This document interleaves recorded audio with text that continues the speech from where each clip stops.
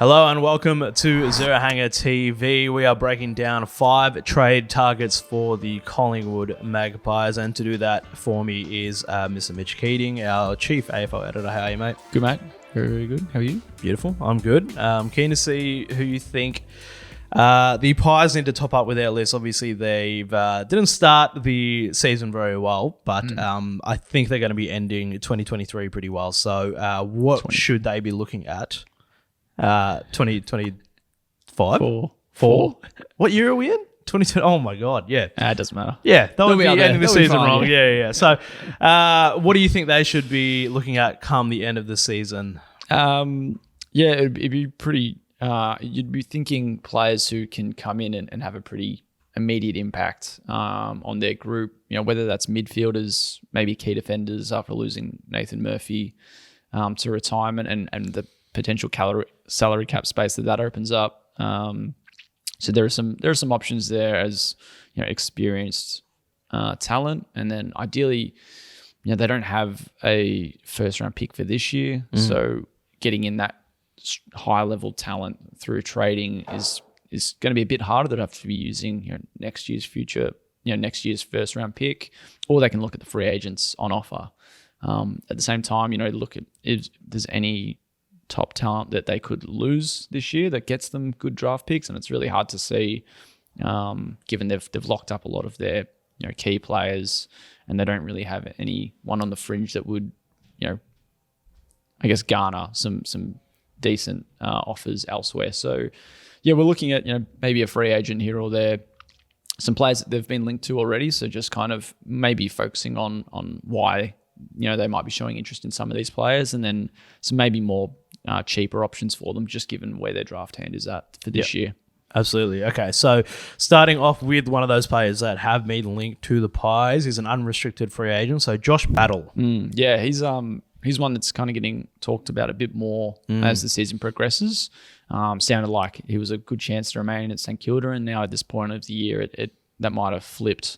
And Hawthorn are one who gets spoken about a lot when Josh Battle's name gets raised, and he was a Hawks fan growing up, and certainly could consider a move. But it also comes down to the offers that might be coming for Josh Battle, just given the market for key defenders, his upside as well. But then on top of that, his unrestricted free agency status. So no trade necessary for any suitor. And that's probably why Collingwood might be keen, if they've got the salary cap space, to make a move for the St Kilda defender. Just given, the kind of role he would slot into, really one similar to Nathan Murphy's. And then at the same time, not having to give up a pick is going to be pretty helpful. So unlikely that they're going to be able to rival a club like Hawthorn as far as salary cap and offers. But, certainly worth asking the question. And then it'd be an interesting one weighing up who you think might be in a better window right now, if it's Collingwood. Or if it's Hawthorn, just given the Pies right in it at the moment. Do they have the list that will extend them in the flag race for the next 3-4 years, or do you look at Hawthorn, who will be, you'd think, right at the summit over the probably the next 5 to 10 years? So that's good now. Exactly right. So that'd be an interesting one, but one who's been linked to the Pies, and that's probably why, just given he wouldn't cost them any draft picks. Yeah. Absolutely. So Josh Battle's an interesting one. The next guy, I feel like his name gets thrown up in trade rumors pretty much every year. Tom Barrass. Yeah, despite, I think, re-signing until about 2027.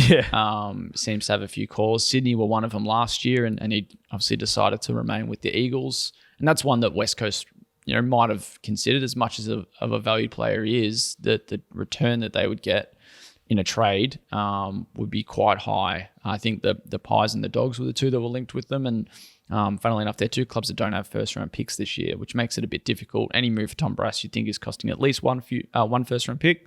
The Pies have one for next year, but if the AFL opened up future trading to 2 years, then they might be able to package a pair of picks. It'd just make it a bit hard for them, given they've already traded this year's away, and what kind of maneuvers they need to be making to have a deal good enough to get Barrass. So is he gettable? Probably unlikely, particularly with the hand that Collingwood have to offer, but one that's linked to him, and one who would certainly help their premiership window for the next few years. rock solid down back, good intercept option, good lockdown option, very similar to Darcy Moore. Probably less athletic, but more of that stronger build, and they'd complement each other really well. Yep, absolutely. So another name that I think is quite valuable, but has just struggled to get past, is to stay consistently in the best 23 is Adam Tomlinson. Yeah, one that obviously would come a lot cheaper than the other two. Wouldn't really cost them much. On the open market, you'd think, and he's struggled to hold down a spot even with some good form in the senior side, which gets dropped out of nowhere. Yeah, even though he plays well, well, a surprise. So obviously you've got your Stephen Mays and your Jake Levers at 1 and 2, but that third role's always seemed to be up for grabs for Tomlinson, and just hasn't quite taken it. And even with good form, he's still behind Tom McDonald and Blake Howes. So another player who's probably had his name thrown up in the last couple of off seasons and circled the market, but hasn't had any suitors. And I think Collingwood this time around, if they want someone who can come in and have an instant say in their senior side, he could be a nice cheap key defensive option for them to consider. Yeah, and he's I think 30 years old now too, so he might. Yeah, it could be a shorter just contract a couple as years. well. Yeah, you just have to look at some of the players that they've picked up over recent seasons who can might be a bit on the older side, but when you're in a premiership window, these are the kind of players that can really help you go that extra step. Yep. So another name that has been linked to the Pies, and I think TikTok goes crazy over this one, is Bailey Smith. Yeah, he's going to be probably not as talked about as we might have thought, just given he's spending a bit of time off the field due to injury. But I think once we get pretty close to the end of the year, it's going to be pretty well discussed, his future, especially if he's unsigned. And it looks like it could be heading in the direction of potentially leaving the Dogs, just given the type of players that they've had to prioritise on the open that are off contract. So locked in Aaron Norton and Jamari Ugle-Hagan, still have a deal for Tim English to sort, and it's probably likely left Smith as further down the pecking order than you might think, and then that obviously opens the door up for a club like Collingwood to really consider a move for him. Obviously, as you we've been able to gauge, pretty close with the Dacos brothers, and whether that's the big lure though remains to be seen. It'd be money's going to be a pretty big factor, and the kind of offers that he'd fetch, and the role's another one. He'd obviously be a starter in that midfield alongside De Goey and Nick Dacos, and that's fairly formidable. But then at the same time, does he want to maybe the number one role at Geelong? And Hawthorn, he might not be the number one midfielder, but again could fetch a bigger deal compared to Collingwood. Not a free agent though, so a trade, and again, similar to the Barrass stuff, you're going to be coughing up a pretty penny for someone like Bailey Smith.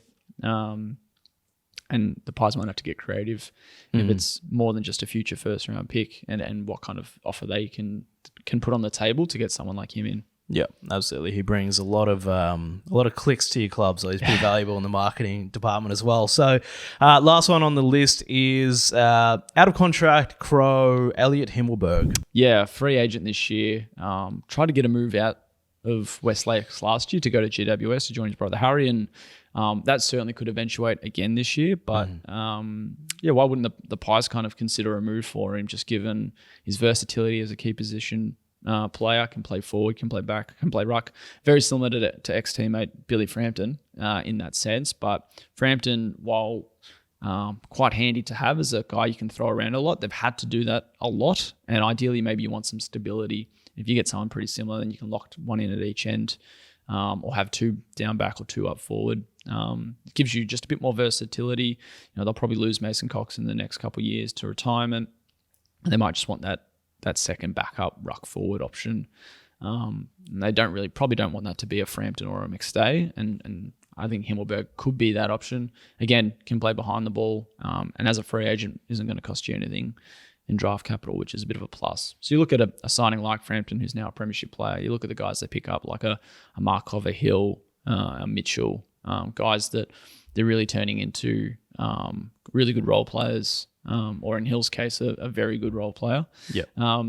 And yeah, like I said, just one of the cheaper options for them maybe to consider. Yep, absolutely. So some interesting names there. It is going to be quite interesting to see, especially where the Pies end up finishing, and then if the older fellas like Pendles will probably play for another 5 years or whatever, but Howells and side bottom. Yeah. So if they free up some salary cap space there, so what do you think is a likely option for them? Yeah, it's going to be interesting. Let's focus on the draft this year, obviously, just given where their hand is at. So it's probably going to be similar to maybe 2 years ago. Maybe not as many players coming in, but just maybe some players who can fill in these roles. Yeah, it might not be a big name. There's Smith maybe, but Battle is probably unlikely, and Barrass even further. So look, Smith's an option. And they may as well, press their case for some big names. Yeah. But I think it's likely to turn out to be a bit like the 2022 window, which obviously proved pretty good for them 12 months later when they had, 4 of the 5 guys that they recruited end up on their premiership side. So, it's going to be an interesting window for them if they are busy. And I think, probably don't have expectations too high.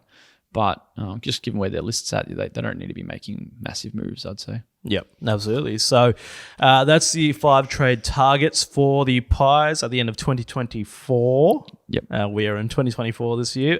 So let us know what you think in the comments. Lots of Pies fans online, obviously. Subscribe to the YouTube channel and catch all the latest AFL news at zerohanger.com, the #1 independent AFL news source.